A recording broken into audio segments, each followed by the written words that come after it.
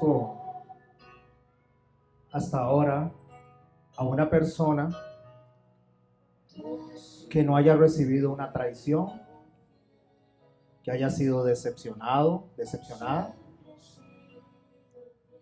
Y el Señor puso en mi corazón, en la serie de prédicas que tengo para todo este 2021, esta en particular llamada La traición se da en las esferas más cercanas.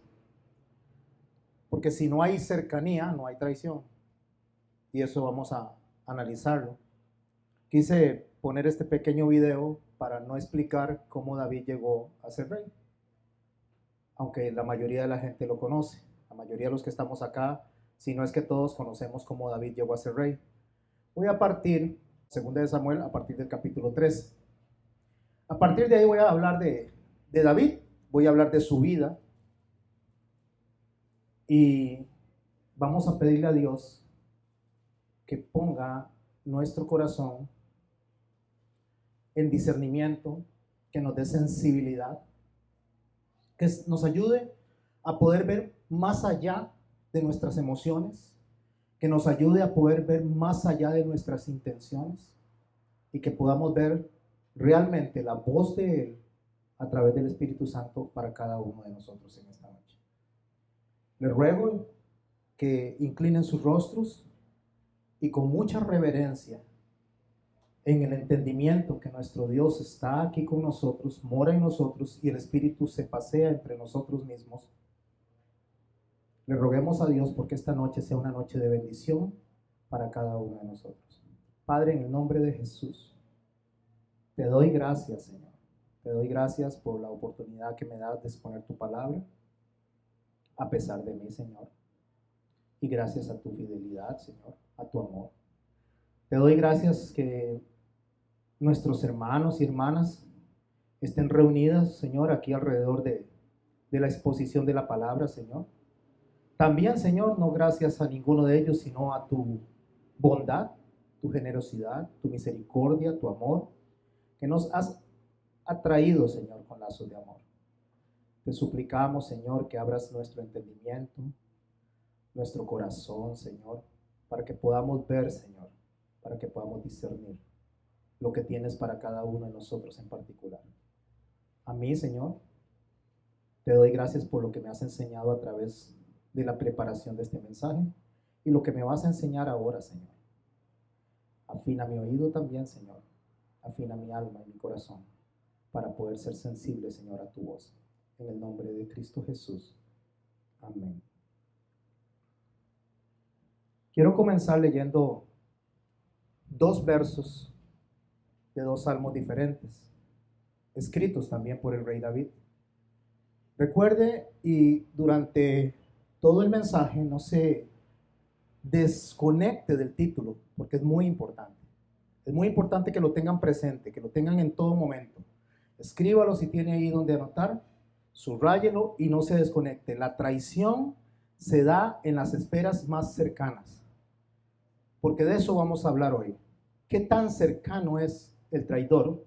¿Qué tan cercano es el agresor para que pueda causar en mí una marca que probablemente quede para toda la vida, o una marca que aunque me haya afligido, que aunque me haya dañado, que aunque me haya lesionado, por lo menos me recuerde el ayer, como decía Cheney, porque eso no queda en el ayer y se olvida, ¿no? Cuando digo me recuerde el ayer es como dice en 1 Corintios, en capítulo 10, donde Pablo dice estas cosas fueron escritas como advertencia para que no las volvamos a hacer, o para que no hagamos lo que nuestros padres hicieron.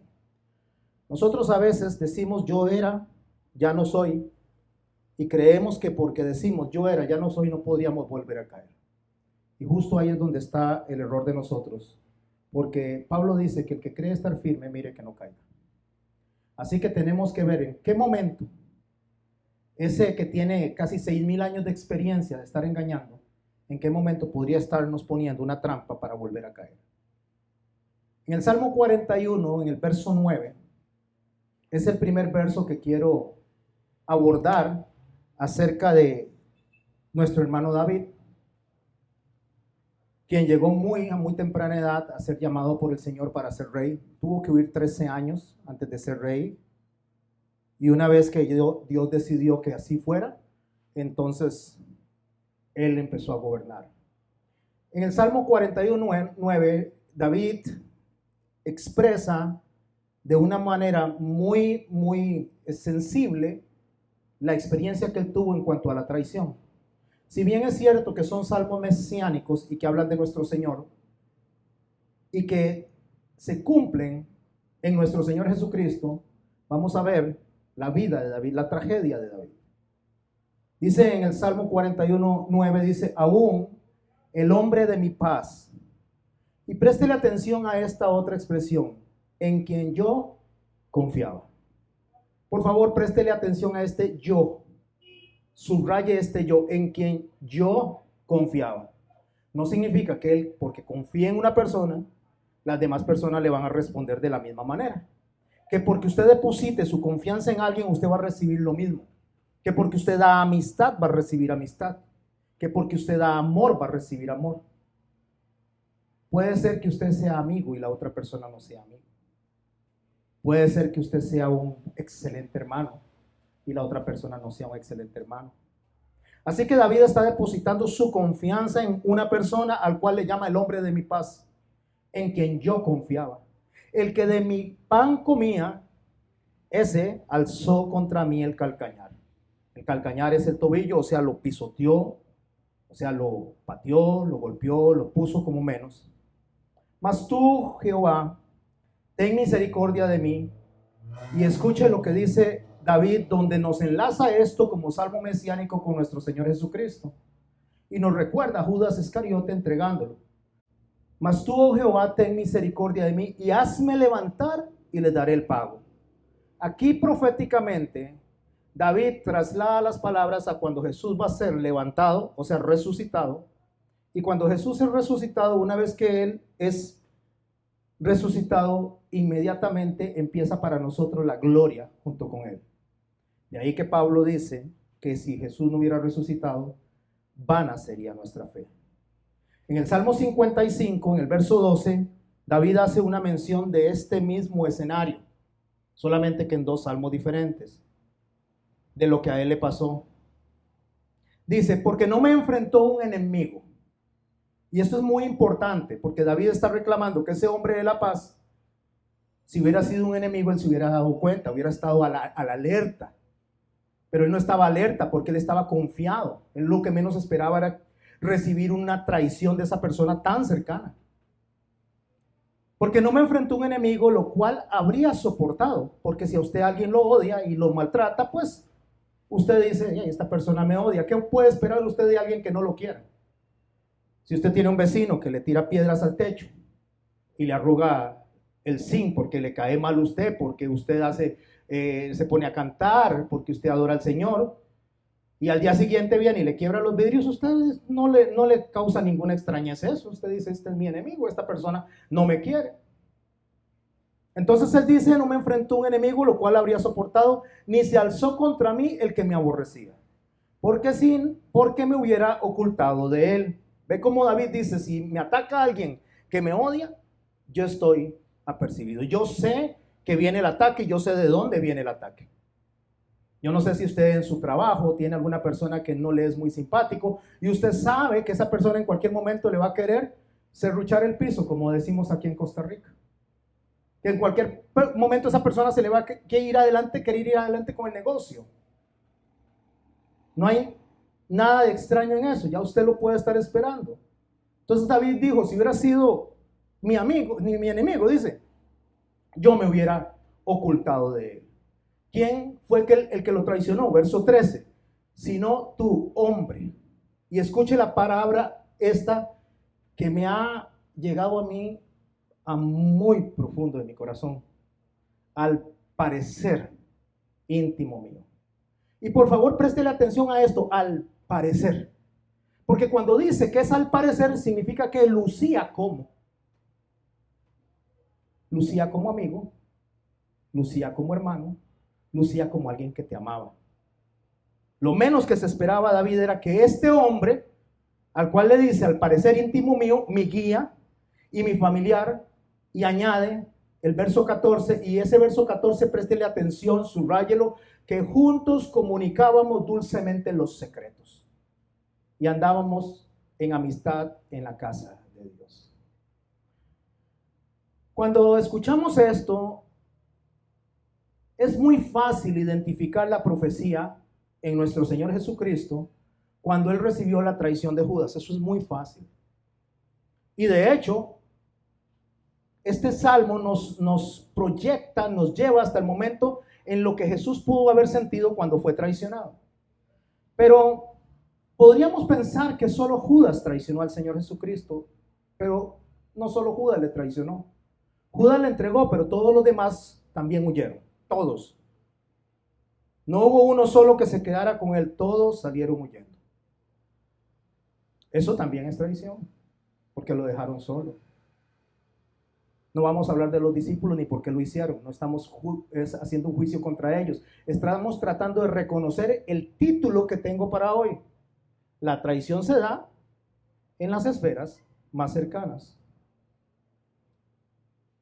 Pero vamos a ir a por qué David escribió estos salmos. O por qué David escribió estos dos textos, aparte de todo el contenido del salmo. Y vamos a hablar de la tragedia de David. Una vez que David, según lo vieron en el video, es ungido como rey, a los años, él viene y asume como rey,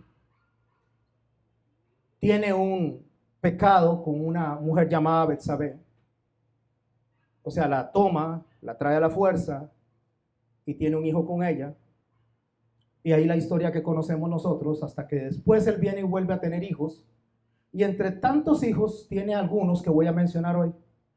Absalón, quien tenía una hermana llamada Tamar, o media hermana básicamente, porque la forma en que los reyes gobernaban era casándose con princesas de otros reinos, y así entonces tenían un control general a través del parentesco que se generaba por el matrimonio, y podían multiplicar su reino teniendo hijos con diferentes princesas. De esta manera se aseguraban alianzas para no perder los reinos.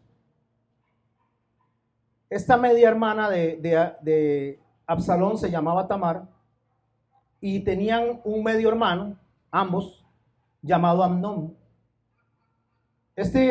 Amnón se enamora de Tamar, y dice el texto que como era virgen, el hombre estaba como loco por ella. Le gustaba mucho. Entonces Jonadab, hijo de Sima era uno de los hermanos de David, por lo tanto Jonadab era primo de Amnón y primo de Absalón. Le aconseja que se haga el enfermo y le pida a su padre que mande a traer a Tamar para que le cocine algo, para que le haga una sopita de pollo. Ahí él se hizo el que tenía algún resfrío, el que estaba muy enfermo, y mande a traer a Tamar. Entonces este hombre, amigo de él, le aconseja eso, y David, pues, una vez que su hijo Amnón le pide esto, David manda a llamar a Tamar y le dice que vaya a la casa y le prepare algo de comer. Amnón, una vez que llegó esta chica a la casa, que llegó su media hermana, le dice a todos los criados que salgan de la casa, que salgan del palacio básicamente, y la fuerza se acuesta con ella y la viola, la ultraja.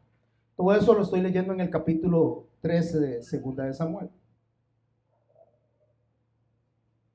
Absalón se da cuenta de lo que sucedió entre Amnón y su hermana, o lo que Amnón hizo con su hermana, pero no es que no le dio importancia, sino que él empezó a hacer un plan en su cabeza desde ese momento. Y le dice a ella: no te preocupes demasiado del asunto. Voy por el verso 20 de ese capítulo, por si me están siguiendo. Se queda en la casa de Absalón, ella a vivir, porque ahí se siente protegida. Y cuando David se entera de todo lo sucedido, se pone muy furioso. Se enoja mucho David. Pero escuche, dice el verso 21, que no reprendió a su hijo Amnón, porque era su hijo mayor y lo quería mucho. Aquí tenemos un problema. Empieza a haber un favoritismo de entre un hijo y la hija, o entre los hijos porque era el mayor, entonces era supuestamente el heredero de él. Aparte de eso lo quería mucho, lo dice el texto. Y eso nos pasa muchas veces en las familias. A veces hay ciertos favoritismos entre los hijos y eso empieza a lesionar a los otros hijos. A veces se hace de una manera consciente o a veces se hace de una manera inconsciente, pero se hace. Se hace entre hermanos, se hace en la iglesia y las personas se empiezan a sentir lesionadas, se empiezan a sentir mal por el favoritismo. Y repito, a veces se hace consciente y a veces se hace inconsciente. David dice que lo hizo porque lo amaba mucho. Hizo esa separación, se enojó, sí, se puso muy furioso, pero no le dijo nada. Claro, Absalón tampoco le dice nada a Amnón, pero lo odiaba. Lo odiaba, por supuesto, por haber deshonrado a su hermana, su media hermana. Pasados 2 años, Absalón le ordena a los criados matar a Amnón y ellos lo asesinan. Cuando Jonadab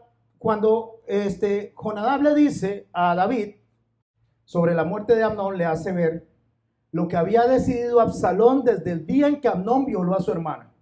O sea, hacía 2 años, cuando eso sucedió, aunque Absalón no dijo nada, aunque Absalón le dice a la hermana, tranquila, no ha pasado nada, en ese momento él se había propuesto matar a su hermano. Ya él se había propuesto matar a su hermano.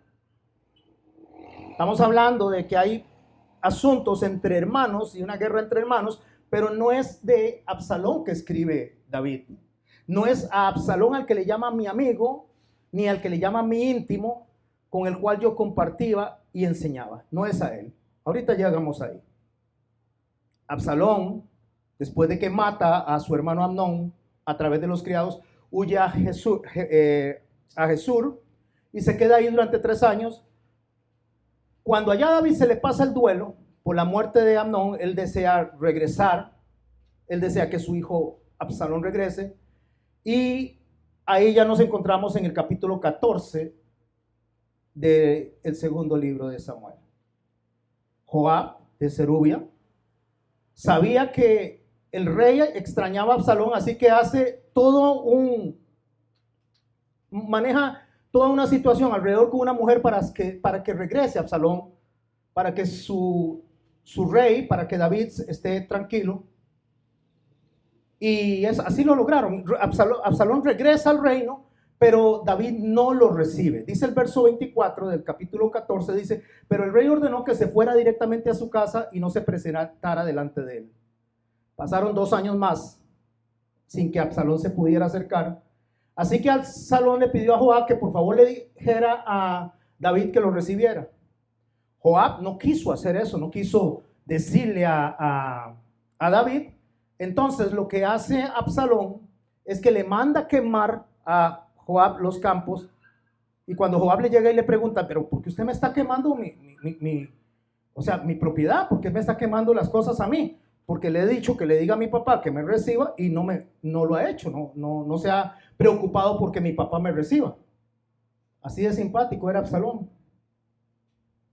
Entonces Joab no se ve más que forzado a decirle a David que por favor lo reciba. Dice el verso 36, entonces Joab se vio obligado, verso 33, perdón, y fue a ver al rey y le comunicó lo que decía Absalón y el rey lo mandó a llamar. Al llegar Absalón ante el rey, se inclinó hasta tocar el suelo con la frente y el rey por su parte lo recibió con un beso. Era su hijo. Si bien es cierto que amaba a Amnón, amaba también a Absalón. Tal vez hubo favoritismo, pero él los amaba, a todos sus hijos.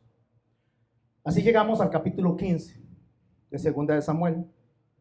Y ya una vez que está en el reino, Absalón forma una guardia de 50 hombres y se pone a la entrada de la ciudad. Y a todos los que venían a ver a David, a todos los que llegaban a ver a David y que venían para que les aconsejara, si aquella persona venía de los diferentes reinos, de las diferentes tribus, Absalón le preguntaba, ¿vienes de alguna tribu de Israel? Es algo así como que aquí estuviéramos nosotros reunidos y nos vinieran a visitar personas de otras iglesias y alguien se parara al frente y le dijera, ¿sos cristiano?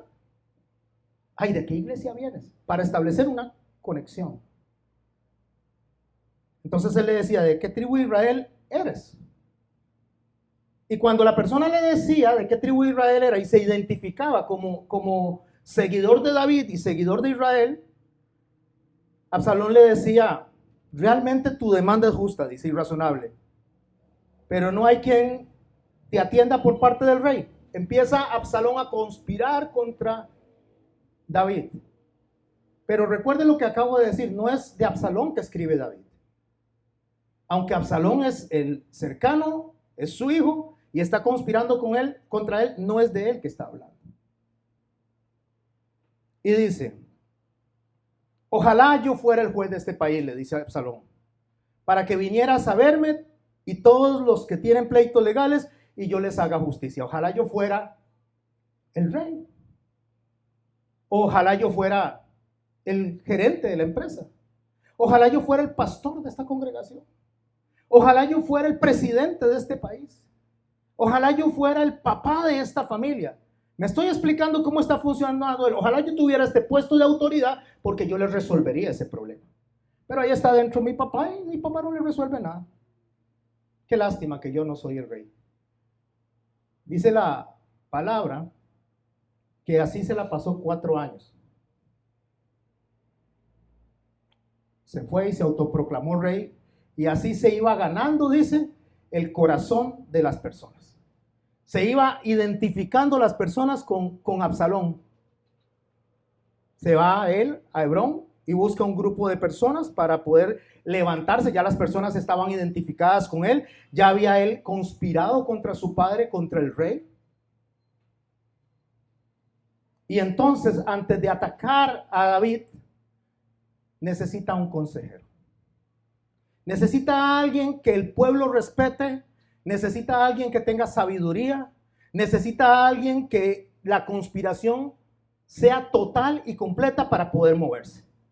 Para poder tomar la decisión de lo que ya había planeado durante tantos años. Recuerden el montón de años que él viene trayendo en su corazón eso. Resentido con su padre porque no hizo nada con Amnón. Resentido con su padre porque no lo recibió durante 2 años. Resentido con su padre porque al final de cuentas no le dio importancia a la violación de su hermana Tamar. Y dice el verso 12, asimismo Absalón mandó a llamar a uno de los consejeros de David llamado Ahitofel. Póngale por favor una marquita de ese nombre, Ahitofel. ¿Por qué? Porque es de este hombre que escribe David. Es de Ahitofel, no de Absalón. Porque incluso David en un momento determinado pide venganza contra esa persona y David nunca quiso venganza contra su hijo Absalón. Porque David podía pasar por alto todas las ofensas de sus hijos. David podía pasar por alto incluso que su hijo quisiera el reino. David podía pasar por alto que su hijo quisiera matarlo, pero su hijo. O sea, él perdonaba a todos los que fueran cercanos a él como su hijo, pero a nadie más. Dice el verso 12 que Absalón, dice, mandó a llamar a estos consejeros y entre estos mandó a llamar, por supuesto, a Ahitofel, de modo que la conspiración iba tomando fuerza y seguían aumentando todos los seguidores de Absalón. Claro, David se da cuenta de lo que está pasando, se da cuenta que Ahitofel, y esto es muy importante, mis hermanos, Ahitofel está con Absalón y le dice a la gente, huyamos, dice, huyamos porque tenemos que escapar de Absalón. Dense prisa, dice, porque no vaya a ser que nos cause daño a filo de espada a todos en la ciudad. Entonces ellos le respondieron al rey, los que eran fieles al rey, le responden y dicen, estamos dispuestos a hacer lo que su majestad ordene. Y huyeron, dejaron la ciudad. Cuando le contaron a David que Ahitofel era uno de los que conspiraba con Absalón, hasta ahí se dio cuenta él, le rogó a Dios que hiciera fracasar los planes de Ahitofel. ¿Por qué?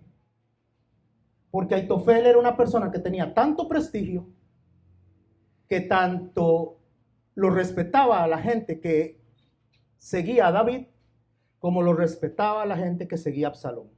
O sea, lo que Ahitofel decía era santa palabra. Era como que si hablara en nombre de Dios.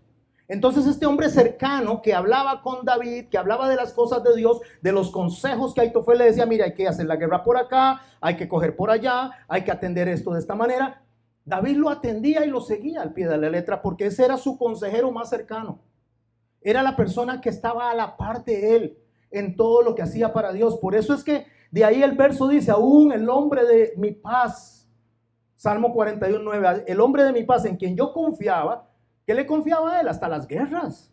Él le confiaba hasta los ataques. ¿Cómo defenderme? Era la persona más cercana incluso que sus hijos en cuanto a consejero.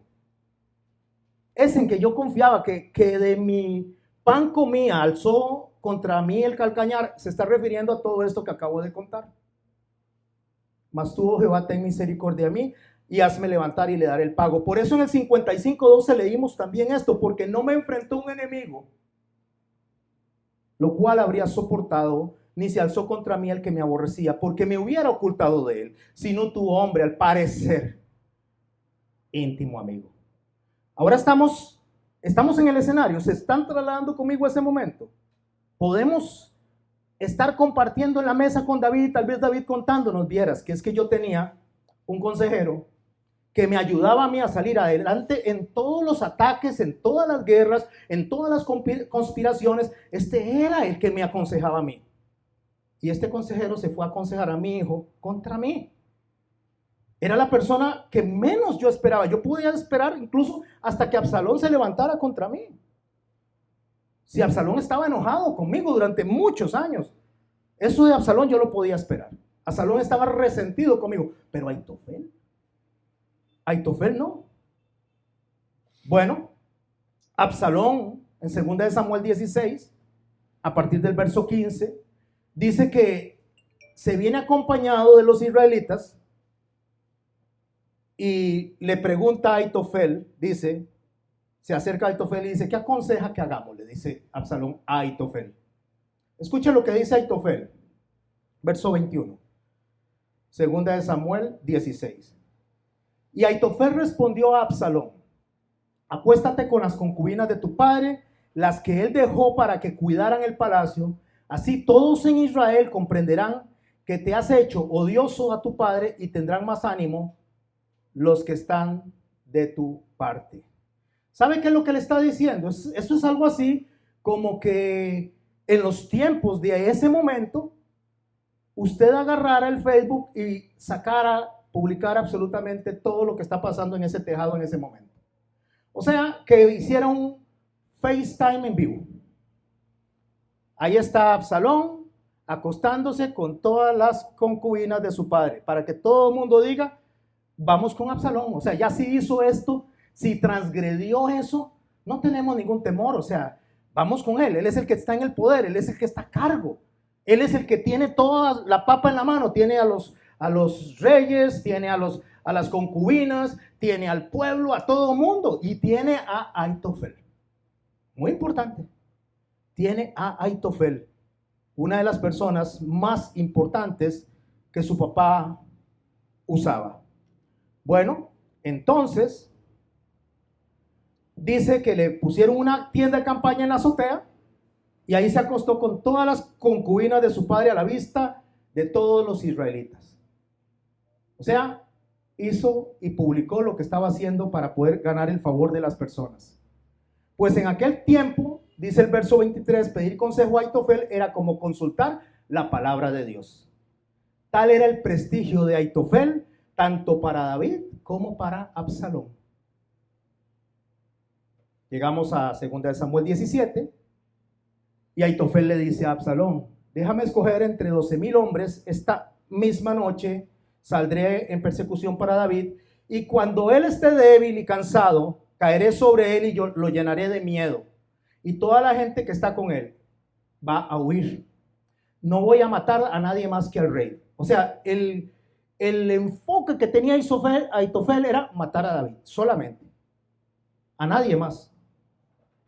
Voy a matar al rey y luego haré que todo el pueblo se reconcilie contigo, como cuando la recién casada se reconcilia de su esposo. Porque lo que buscas es la muerte de un hombre y todo el pueblo quedará en paz. ¿Por qué él le dice como una recién casada se reconcilia con su esposo? Bueno, porque una pareja de recién casados, generalmente cuando se pelean por cualquier cosa, con la misma facilidad con que se pelean, se reconcilian. Así de sencillo. Ya cuando van pasando los años, ya las mujeres que tienen más años de estar casadas se pelean con el esposo y a veces no le hablan por una semana, 2 semanas, un mes, porque ya tienen como más carácter y ya son menos, se van a dejar menos. Pero la recién casada, no, la recién casada se peleó y mañana llegó y ya otra vez estamos felices, papás, besos y abrazos de nuevo. Rapidísimo. Entonces le dice, así se va a reconciliar Israel con usted, Absalón, no importa, matamos al papá y ellos se les va a pasar esto rápido, simplemente. Esos fueron los planes de Aitofel. Eso es lo que había planeado Aitofel para Absalón. Pero el Señor, dice el verso 14 del capítulo 17, el Señor había determinado frustrar el plan de Aitofel para acarrear un desastre a Absalón. Ok, ahora sí, ya tenemos todo este escenario. ¿Quiénes están conmigo hasta acá? Salmo 55, y con esto en la mente David escribe. Con esto en la mente David va a desarrollar lo que va a ser la enseñanza de esta noche. La traición se da en las esferas más cercanas. Ahora ya ustedes saben que no es Absalón, que no es Amnón, que no es un familiar, es su consejero, su íntimo, el que compartía con él, el que comía con él, el que planeaba las guerras, el que planeaba las campañas. Y David escribe, en el Salmo 55, y aquí es donde vamos a empezar a hablar del enemigo más cercano de David. Dice el Salmo 51, verso 1. Leo. Escucha, oh Dios, mi oración, y no te escondas de mi súplica. Está atento y respóndeme. Clamo en mi oración y me conmuevo. ¿Por qué se conmueve? ¿Por qué está clamando? ¿Por qué está rogando? El verso 3 dice, a causa de la voz del enemigo. Porque la opresión del impío, porque sobre mí echaron iniquidad y con furor me persiguen. ¿Sabes de quién están hablando ahora? De toda la conspiración de Absalón y Aitofel contra él. Mi corazón está adolorido dentro de mí y terrores de muerte sobre mí han caído, que fue lo que dijo, huyamos, escapemos porque nos van a matar a filo de espada. Temor y temblor vinieron sobre mí y terror me ha cubierto. Y dije, ¿quién me diese alas como paloma? Volaría yo y descansaría. Ciertamente huiría lejos, moraría en el desierto. Me apresuraría a escapar del viento borrascoso de la tempestad. Y escuchen lo que dice en el verso 9, porque aquí David se encuentra con su enemigo más íntimo, con su enemigo más cercano. Porque aquí el traidor lo va a encontrar David tan cerca y más cerca de lo que él se imagina, aún más cerca que Aitofel. Dice él en el verso 9, destrúyelos, oh Dios, confunde la lengua de ellos, porque he visto violencia y rencilla en esta ciudad. Hermano y hermana, ¿por qué le estoy diciendo que David aquí se encontró con su enemigo y no era Aitofel? Ahí es donde él dice en el verso 12, porque no me enfrentó un enemigo, lo cual habría soportado, ni se alzó contra mí el que me aborrecía, porque me hubiera ocultado de él, sino tu hombre, al parecer íntimo mío, mi guía y mi familiar, que juntos comunicábamos dulcemente los secretos y andábamos en amistad en la casa de Dios. Que la muerte les sorprenda. Escuchen lo que estaba en el corazón de David, que la muerte les sorprenda. Desciendan vivos al Seol porque hay maldades en sus moradas en medio de ellos. Hermanos, David se volcó su corazón a la venganza. David se volcó su corazón a pedir que Dios matara a esas personas que no incluían a Absalón, porque si usted lee, él se dolió, se lloró, le dijo a Joab, no mates a Absalón. Por lo tanto, David no estaba pensando en vengarse de su hijo, sino en venganza de Aitofel y las personas que seguían a Aitofel. ¿Por qué David es el enemigo más cercano de David? O sea, ¿por qué es tan cercano que es más cercano que Aitofel? Déjeme refrescar un poco la memoria. David había adulterado con la esposa de Urías y Dios lo había perdonado. David había conspirado para matar a Urías, quien lo respetaba él como rey y en todo momento quiso más bien ponerlo en una buena posición a él delante de su pueblo. Él no quería ni siquiera alejarse del rey para no crear algo delante del rey que fuera deshonra delante del pueblo. Así que él vino y conspiró para matar a Urías y Dios lo había perdonado. David había sido negligente en el actuar con Amnón y Dios lo había perdonado. David había pensado en vengarse de Aitofel en ese momento cuando está desarrollándose toda la historia, porque había dicho que quería que la muerte les alcanzara, que la desgracia les alcanzara, y aún así quien decidió frustrar los planes de Aitofel fue Dios directamente. Y acarrear desastre a Absalón. ¿Quién era el mayor enemigo de David? David. El enemigo está en las esferas más cercanas. Y le voy a decir por qué el enemigo está tan cerca de usted que usted no se da cuenta. Y su enemigo más cercano es usted mismo. Mi enemigo más cercano soy yo mismo. ¿Por qué? Porque David había olvidado todo esto que Dios le había perdonado, lo que había hecho él y lo que Dios había hecho con él. David había olvidado cómo él había conspirado para asesinar, cómo él había sido desleal con el Eteo, cómo él había sido una persona tan cruel con esa familia. Y no solo eso, todas las cosas que David había hecho, él en ese momento, de manera voluntaria o involuntaria, lo había olvidado. Había olvidado cuando el profeta le había dicho: tú eres ese hombre, tú eres el que le quitó la corderita. Todo eso lo había pasado por alto cuando le dijo que ahora la espada no se apartará de tu casa, y era lo que estaba pasando, era una consecuencia.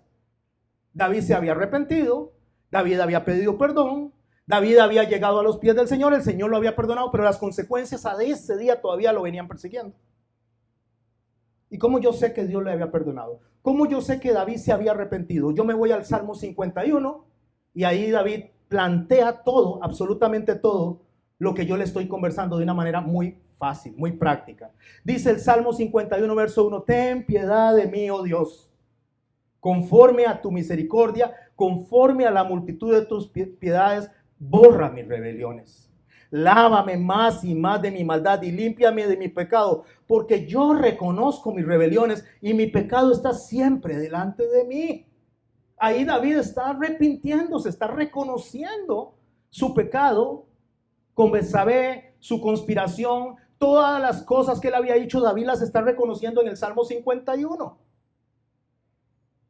Contra ti, le dice a Dios, contra ti he pecado y he hecho lo malo delante de tus ojos, para que seas reconocido justo en tu palabra y tenido por puro en tu juicio. Dice el verso 10: crea en mí, oh Dios, un corazón limpio y renueva un espíritu recto dentro de mí. No me eches de delante de ti, no me quites de mí, ni no quites de mí tu Santo Espíritu. Vuélveme el gozo de tu salvación y espíritu noble me sustente. Entonces, una vez que Dios lo perdone, una vez que Dios lo sane, una vez que Dios lo restaure, dice: entonces enseñaré a los transgresores tus caminos y los pecadores se convertirán a ti.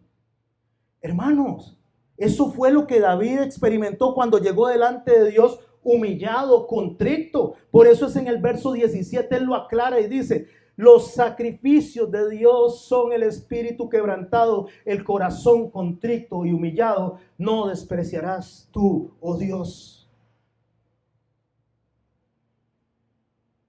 ¿Por qué David llegó a esa conclusión? ¿Cómo David llegó a entender que Dios no iba a despreciar a un corazón contrito y humillado? ¿Cómo David llegó a entender la majestad de un Dios misericordioso que pudo haberlo desechado como desechó a Saúl y no lo hizo? ¿Cómo David llegó a entender eso? Bueno, en el Salmo 119, él lo dice, en el Salmo 119, verso 71 dice: bueno me es haber sido humillado, para que aprenda tus estatutos.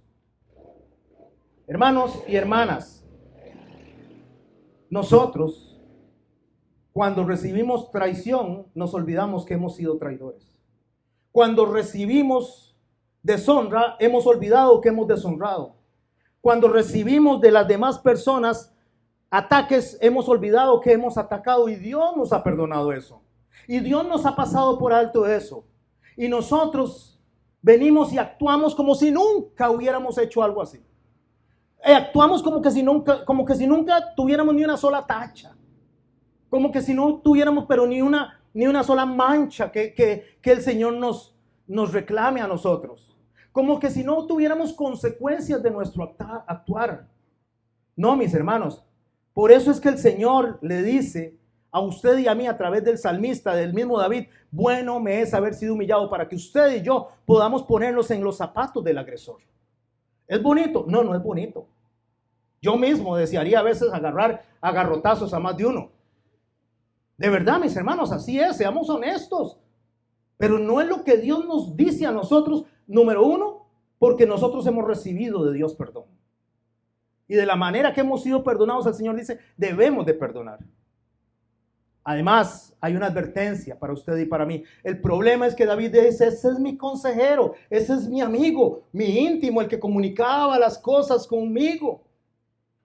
Y Jeremías advierte, el Señor dice: maldito aquel que se aparta de mi corazón, que pone su confianza en los hombres y en ellos busca su apoyo. ¿Qué es lo que Dios está diciendo? Lo que Dios está diciendo a través de Jeremías es que la confianza no debe estar depositada en otro ser humano. Pero cuidado, quiere decir que no puedes tener amigos, que no puedes tener confianza. ¿A qué se está refiriendo eso? Porque si no hay confianza, ¿cómo vamos a tener relaciones de amistad? Si no hay confianza, ¿cómo yo voy a poder depositar un negocio con otra persona? O sea, ¿a qué se refiere Dios cuando Él dice: maldito aquel que aparta de mí su corazón? Lo que Dios está diciendo es cuando su confianza está más en Ahitofel que en el mismo Dios. Dios determinó algo para Ahitofel. Dios determinó algo para Absalón. Que el mismo David no hubiera decidido hacia Absalón. Y que David no había perdonado a Ahitofel, sino más bien quería su muerte. Por eso David en el Salmo 118 escribe esto en el verso 8. Mejor es, subraye por favor, confiar en Dios que confiar en el hombre. Mejor es confiar en Jehová que confiar en príncipes. Las personas, mi hermano y mi hermana, nos van a fallar en algún momento. Las personas vamos a fallar en algún momento. Pero aunque no seamos confiables, es imposible vivir relaciones de amistad si no depositamos confianza. Viviríamos en un miedo. Viviríamos en un completo: me van a atacar, me van a defraudar en cualquier momento. Y Dios dice que nosotros debemos de amarnos los unos a los otros. Se requiere confianza para poder sobrellevar las cargas de los unos de los otros, como lo dice en Gálatas 6. Necesitamos estimularnos en las buenas obras, dice Hebreos 10. Se necesita confianza para poder confesarnos los pecados los unos a los otros, como lo dice Santiago. O sea, la confianza, mi hermano, es necesaria para que usted y yo funcionemos saludablemente en la familia de Cristo. Si no, ¿cómo pueden ustedes depositar confianza en este pastor en cuanto a la economía que ustedes depositan en esta congregación, tanto para asistir a otras personas como para sostener esta iglesia, si no hubiera confianza? Si ustedes depositan dinero, si ustedes depositan trabajo, si ustedes depositan oraciones, es porque hay una línea de confianza, pero no pueden tomar esa confianza sobre mí por encima de la de Dios. Porque yo me puedo equivocar en cualquier momento, Dios nunca se equivoca. Entonces, si yo me equivoco, resulta que porque yo cometo un error, la gente se va. La gente cambia de iglesia o se dejan de ser cristianos, pero Dios nunca les falló. Dios nunca le ha fallado a nadie. Fallan los hombres, no Dios. Ahí es donde dice: maldito el hombre que deposita su corazón en el hombre. Que porque el hombre falló, entonces yo me alejo. Que porque el hombre falló, yo le deseo lo malo. David falló en esa área, depositó su corazón en Ahitofel. David entendió en un momento determinado que lo que él había hecho era incorrecto. Maldito el hombre que confía en el hombre. No voy a depositar mi confianza y mi corazón en un hombre a tal grado que cuando me defrauda, entonces me voy a caer, me voy a desanimar, me voy a rendir, voy a dejar todo botado. No, mi hermano, no, mi hermana. Su esposa le puede fallar en cualquier momento. Su esposo le puede fallar en cualquier momento. Sus hijos le pueden fallar. Usted le puede fallar a otras personas. Pero Dios nunca falla. Dios nunca se equivoca.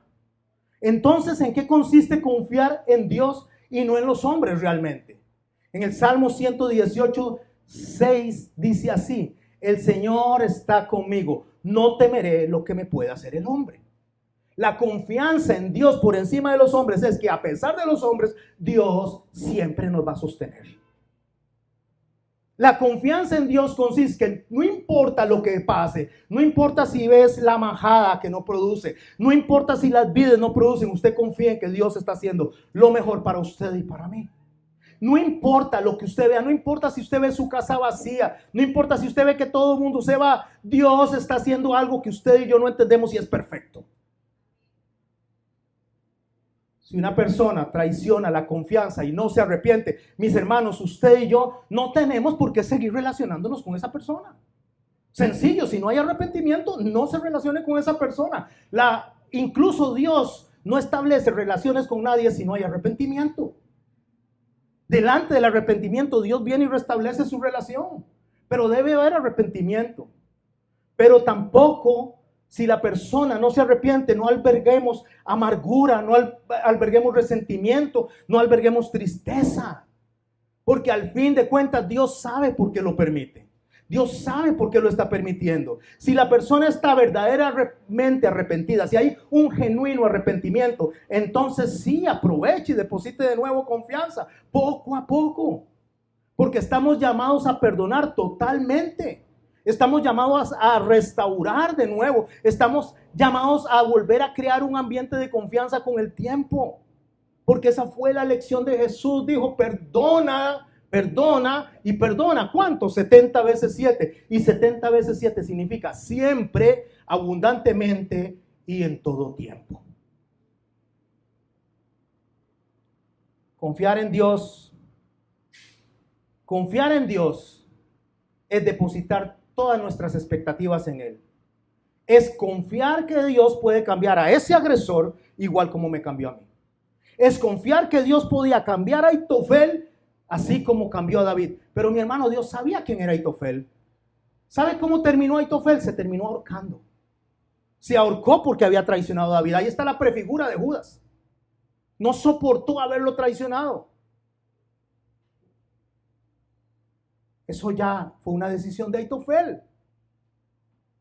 Pero sí le voy a decir una cosa, la decisión de poder confiar plenamente en que lo que ocurre está en el pleno control de Dios es suya y mía.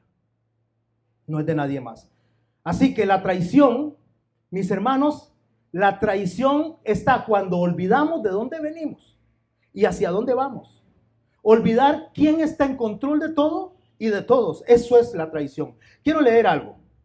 Nosotros no podemos cambiar a nadie. No vamos a cambiar a nadie. Usted no puede cambiar a nadie.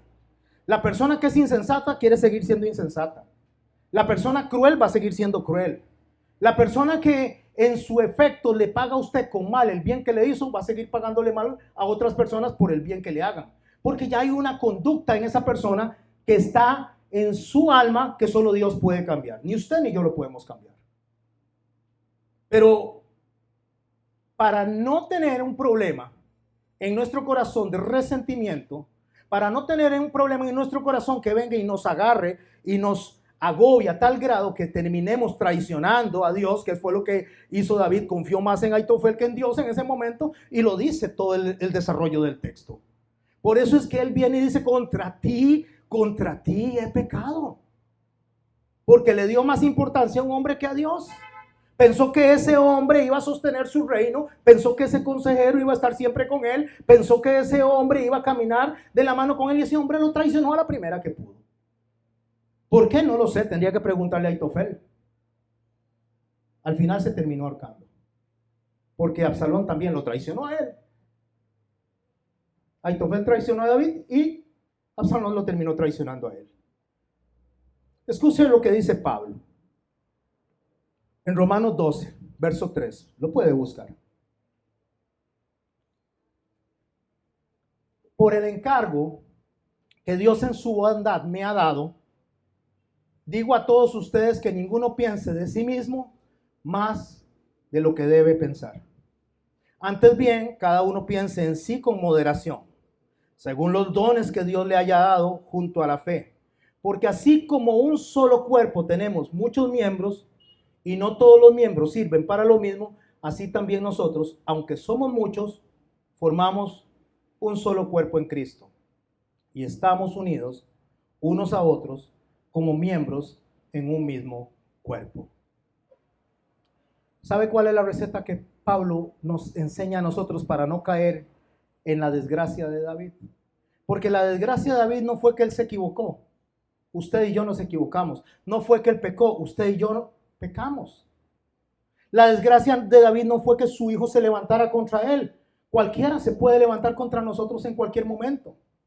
La desgracia de David no fue el que incluso Ahitofel se haya pasado de bando, se haya cambiado de casa, se haya pasado de acera.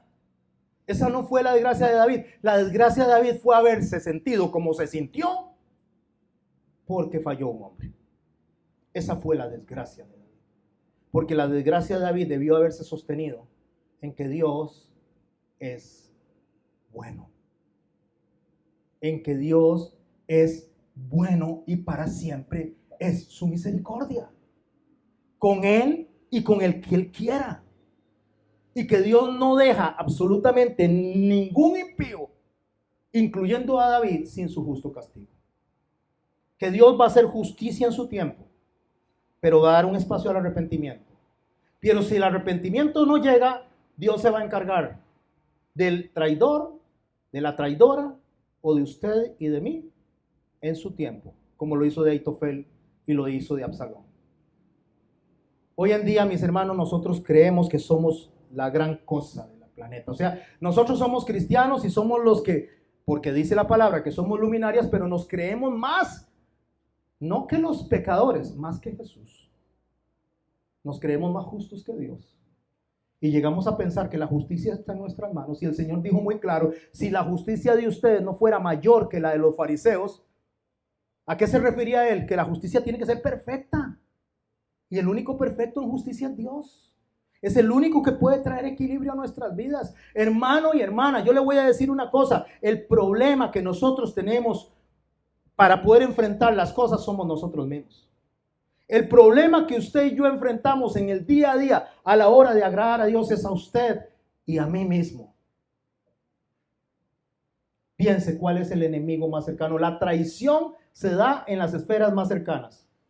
¿Quién más cercano que usted mismo? ¿Quién más cercano que yo mismo? Cuando no logramos discernir la soberanía de Dios en lo que acontece. Y empezamos a desmayarnos, empezamos a afligirnos, empezamos a caer en depresión por cosas que Dios está permitiendo por una razón suprema que usted y yo no vamos a entender. Y cuando yo caigo en eso, sea lo que sea que pase, sea que me enfermo, sea que se enferma un familiar, sea que se muere un familiar, sea que pierdo algo, si yo no entiendo que Dios en su soberanía nos ha enseñado que sabemos que a los que aman a Dios todas las cosas les ayudan para bien, conforme a los que a su propósito han sido llamados. Si no entendemos eso, mi hermano y mi hermana, entonces no estamos entendiendo el Dios maravilloso y grandioso que nos tiene en el hueco de su mano. Yo hoy vengo con un mensaje que se llama, y les dije que lo mantuvieran presentes, la traición se da en las esferas más cercanas. No te traicionó tu amigo, no te traicionó tu amiga, no te traicionó tu esposo, no te traicionó tu esposa, te traicionaste a ti mismo cuando depositaste todas tus expectativas en esa persona y no en Dios. ¿Hay que dar espacio al arrepentimiento? Sí. Porque Dios me perdonó y puede perdonar a las otras personas. Hay que dar espacio a restaurar las relaciones. Cuando la otra persona se arrepiente, entonces déle espacio a restaurar las relaciones. Y podría ser mucho mejor que antes. Yo le voy a decir una cosa, a veces después de la traición, ante un verdadero y genuino arrepentimiento y un verdadero y genuino perdón, las cosas son mejores que antes. Porque así de maravilloso y grande es Dios. Porque Él es el soberano que puede no poner sobre lo caído, porque Dios no construye sobre lo caído, sino que quita y hace nuevas todas las cosas. Hace un corazón nuevo, hace una mente nueva, y usted donde había odio, ahora tiene amor. Donde usted deseaba venganza, ahora tiene misericordia.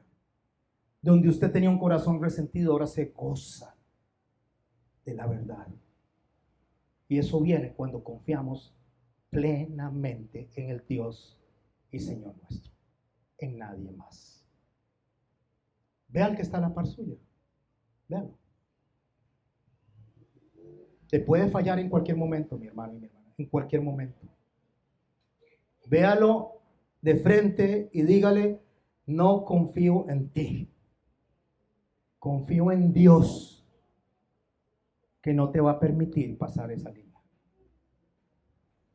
Dígale a la persona que está a la par suya: no confíes en mí, confía en Dios que me detenga de pasar esa línea.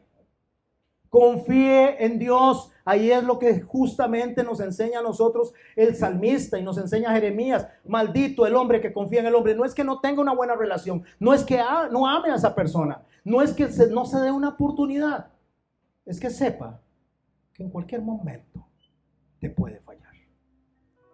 Y si llegaras a ese punto, si llegaras a ese momento, si llegaras a esa posición, Dios dice: aún si tu padre y si tu madre te dejaran, con todo yo te recogeré.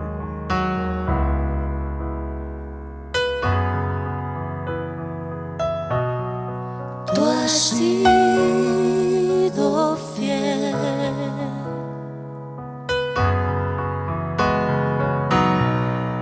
Tú has sido fiel.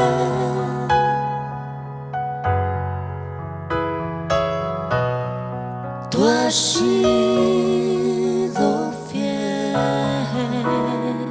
Siempre has sido